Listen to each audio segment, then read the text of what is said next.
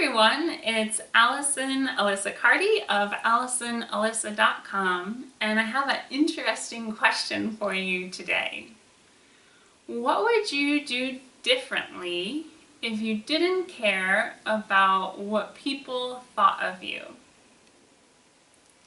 So a lot of times I see this message on TV shows or in a movie where somebody will strut around saying, "I don't care what people think of me."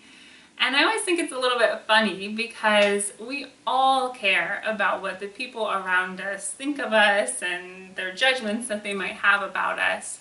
We're social creatures, and that's just part of being human and being connected to a lot of different people. But sometimes when we get really caught up in how someone may perceive us if we take a certain action or take a stand or say something, or if we're really caught up in avoiding any sort of judgment or rejection, then what can happen is we get really bound up and constricted, and we lose some freedom to move throughout our life in kind of our natural, our authentic way. So I'll ask my question again. What would you do differently, if anything, if you didn't care about what people thought of you? If your answer is nothing, then that's cool. You're probably living a pretty authentic life. If you do have an answer to this question, you might have to sit with it a little bit about something that you might do differently, then have a follow-up question, which is worse?